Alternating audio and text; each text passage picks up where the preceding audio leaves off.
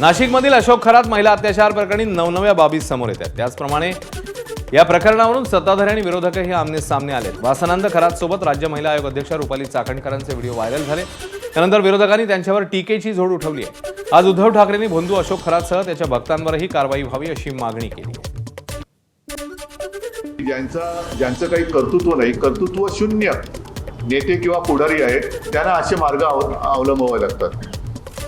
त्यांना अशा या ज्या काही भाकड कथा आहेत किंवा भोंदूगिरी आहे त्याचा आसरा एवढ्यासाठी घ्यावा लागतो कारण ते स्वतः भाकड आणि भोंदू आहेत। हे भोंदू नेते त्यांच्यामध्ये कर्तृत्व नाही, स्वकर्तृत्वाने जे काही करू शकत नाही, अशा लोकांना ह्या सगळ्या अशा गोष्टींचा आसरा घ्यावा लागतो। दरम्यान खरात प्रकरणावरून उद्धव ठाकरेंनी मुख्यमंत्री फडणवीसांवरही हल्लाबोल केलाय। आमच्या आमदारांनी वेळोवेळी अनेक प्रकरणं बाहेर काढली, मात्र मुख्यमंत्री अशा प्रकारांवर पांघरूण घालण्याचं काम करत असल्याचं म्हणत त्यांनी पांघरूण मंत्रालय काढायला हवं असा टोला उद्धव ठाकरे यांनी लगावलाय। मुद्दा मोठा आहेच, पण तो मुद्दा सत्ताधारी आमदारांच्या बरोबर संबंधित आहे। त्याच्यामुळे विरोधी पक्षांनी जसं आता आमचे अनिल परब आहेत, आणखीन अंबादास दानवे बसलेले आहेत, आणखीन सगळे आमदार आहेत, सुनील आहेत, विलास पोतनीस होते, या सर्वांनी वेळोवेळी अगदी पुराव्यानिशी काही प्रकरणं बाहेर काढलीच ना। भ्रष्टाचाराची प्रकरणं बाहेर काढली, अगदी सगळ्या गोष्टी बाहेर काढल्या, तरी देखील त्याच्यावरती म्हणून मी तुमच्या लक्षात असेल की गेल्या अधिवेशनात प्रेसशी बोलताना बोललो होतो की एक पांघरूण मंत्रालय आता मुख्यमंत्र्यांनी काढायला पाहिजे, की सगळ्यांच्या पापांवरती पांघरूण घालणं आणि ते खातं त्यांनी स्वतःकडे ठेवावं। राज्याचे जलसंपदा मंत्री राधाकृष्ण विखे पाटील यांनी भोंदू अशोक खरातच्या संस्थेला दिलेलं दारणा धरणाचं पाणी थांबवलंय। खरातच्या शिवनिका संस्थेला दिलेलं पाणी तात्काळ थांबावं अशा सूचना देण्यात आल्या आहेत। या संदर्भात जी.आर. का काढला, नोटिंगवर कोणाच्या सह्या होत्या याची चौकशी करणार असल्याचं विखे पाटील म्हणाले। मविया सरकारच्या काळात खरातच्या नाशिकच्या मिरगावातील श्री शिवनिका संस्थांकरता दारणा धरणाचं पाणी दिलं जात होतं। 31 जुलै 2020 ला याबद्दल शासनानं निर्णय काढण्यात आलेला। या जी.आर. नुसार वर्षाला 39,000 लिटर पाणी आरक्षित होतं। हा जी.आर. कुणी काढला याची चौकशी सुरू आहे असं विखे पाटील म्हणतात। तर पाणी कुठे मुरतंय याची सखोल चौकशी व्हावी अशी मागणी उद्धव ठाकरेंनी केली। ते आरक्षण तात्काळ रद्द करण्यात येईल। नियम आरक्षण आपण देऊ शकत नाही। त्यामुळे याची माहिती घेतो की तू जी.आर. का काढण्यात आला, कोणाच्या सूचना होत्या, नोटिंग फाईलवर कोणाच्या, आम्ही ते सगळे चौकशी करतो।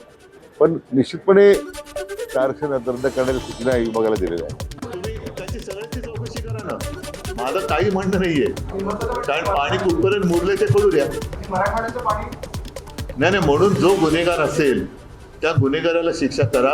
हे पाणी जर का वळवलं असेल तर एकूणच हे पाणी कुठपर्यंत मुरलंय हे कळू द्या। फक्त कळल्यानंतर त्याच्यावरती काहीतरी कारवाई झाली पाहिजे। तर उद्धव ठाकरे सरकारने खरातवर केलेल्या मेहरबानीच्या प्रश्नाला ठाकरेंच्या शिवसेनेकडनं मात्र बगल देण्यात आली।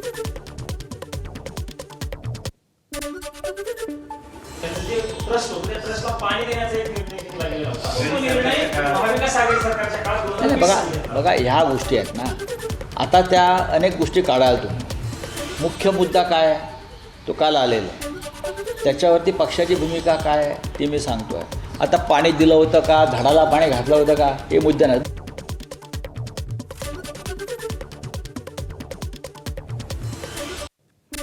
दरम्यान महिलांवर अत्याचार करणारा भोंदूबाबा अशोक खरात प्रकरणी अनेक नेते मंडळी अडचणीत आली आहेत। राज्याचे माजी शिक्षण मंत्री दीपक केसरकरांचे भोंदू अशोक खरात सोबतचे फोटो व्हायरल झाले। त्यात केसरकर यांचे निकटवर्तीय दीपक लोंढे एसआयटी चौकशीच्या फेऱ्यात अडकले। लोंढे आणि खरात यांचे व्यावसायिक संबंध असल्याचा संशय आहे।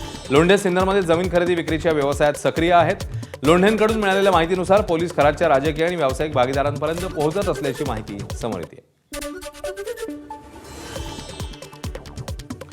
इकडे ठाकरेंच्या शिवसेनेचे खासदार संजय राऊत यांनी केसरकरांवर टीकास्त्र डागलंय। एकनाथ शिंदेंनी या प्रकरणी थेट केसरकरांचा राजीनामा घ्यावा अशी मागणी राऊतांनी केली। एकनाथ शिंदेंनी त्यांच्या आमदारकीचा राजीनामा घेतला पाहिजे। एकनाथ शिंदे यांनी त्यांचा राजीनामा घेतला पाहिजे। एकनाथ शिंदे जर त्या पक्षाचे नेते असतील आणि त्यांचा जर अंधश्रद्धेवरती विश्वास नसेल तर ताबडतोब रुपाली चाकणकरांपाठोपाठ त्यांनी या मंत्र्यांचा राजीनामा घेतला पाहिजे आणि एकनाथ शिंदे गटाचे जे मंत्री अशा कृत्यांमध्ये सहभागी आहेत त्यांच्या संदर्भात एकनाथ शिंदे यांनी त्यांची भूमिका स्पष्ट केली पाहिजे। फडणवीस सरकार उलथवण्यासाठीच राज्यात भोंदूगिरीचे प्रकार सुरू आहेत असा आरोप खासदार संजय राऊतांनी केला। राऊतांच्या विधानावर भाजपचे मुख्य प्रवक्ते नवनाथ बन यांनी प्रत्युत्तर दिलं. हुंदू बाबाचं जे काही स्थान आहे त्या ठिकाणी देवेंद्र फडणवीस यांचं सरकार उलथवण्यासाठी काही विधी चालले, ते उघड झाल्यावरती या धाडी वगैरे पडलेल्या आहेत. खरं म्हणजे आता अनेक जण सांगत आहेत, आता सगळे लोक पुढे आले आहेत या भोंदूगिरी विरुद्ध. हे आम्हाला आधीच माहीत होतं. अरे तुम्हाला जर आधीच माहीत होतं मग तुम्ही त्याच्यावरती आवाज का उठवला नाहीत? अशा पद्धतीच्या विधी करून कुठलंही सरकार पाडता येत नाही. देवाभाऊंचं सरकार हे जनतेनं निवडून दिलेलं सरकार आहे. जनतेच्या आशीर्वादामुळं देवाभाऊंचं सरकार आलेलं आहे. अशा पद्धतीच्या भोंदू बाबाच्या कुठल्या तरी भोंदूगिरीमुळं असलं सरकार पडत नाही. तर खरात प्रकरणाच्या चौकशीसाठी अधिवेशनापूर्वीच एसआयटी नेमली असल्याची माहिती ठाकरेंच्या शिवसेनेचे नेते भास्कर जाधव यांनी दिली. तर पत्रकार आणि पीडित महिलेमुळे प्रकरण बाहेर आलं, अन्यथा हे प्रकरण सरकारने दाबलं असतं असा आरोप भास्कर जाधव यांनी केलाय. आता जे सांगितलं जातं एसआयटी नेमली, तसं नाहीये. अधिवेशन सुरू होण्यापूर्वीच ही एसआयटी नेमलेली आहे. याचा अर्थ हे प्रकरण सरकारला अगोदरच माहिती होतं, पण नेहमीप्रमाणे याच्यामध्ये आपले लोक असल्यामुळे, निम्म जवळजवळ मंत्रिमंडळ असल्यामुळं की सरकारला हे प्रकरण बाहेर येऊच द्यायचं नव्हतं. परंतु एका पत्रकारामुळं आणि एका पीडित महिला भगिनीमुळं ते प्रकरण पुढं आलं. म्हणून किमान आता ह्या प्रकरणामध्ये बद्दल चर्चा तरी होते, न सरकारनं हे प्रकरण पूर्णपणे मला वाटतं दाबून टाकलं असतं. तर करुणा मुंडे यांनी रुपाली चाकणकरांवर आता गंभीर आरोप केले. यावेळी बोलताना त्यांनी भोंदूबाबाकडे पैसे आलेच कसे असा सवालही उपस्थित केलाय. यावेळी बोलताना त्यांनी 17 लाखांचा मेंटेनन्स थकवल्याप्रकरणी नोटीस आल्याचंही म्हटलं. आज आपल्याला याच्यामध्ये यश भेटलेलं आहे, भलेही कोर्टाकडून नाही आणि कोर्टाकडून आम्हाला पण भेटणार होता, क्योंकि जे आहे त्यांचा कार्यकाल पण संपला होता. पण हे राजकारणी लोक जे करे ते कम आहे. आणि आज रुपालीताई म्हणताय मला सॉफ्ट टार्गेट करण्यात येत आहे आणि त्यांनी राजीनामा दिलेला. तुम्ही राजीनामा नाही दिलेला, तुमची हकालपट्टी झालेली आहे.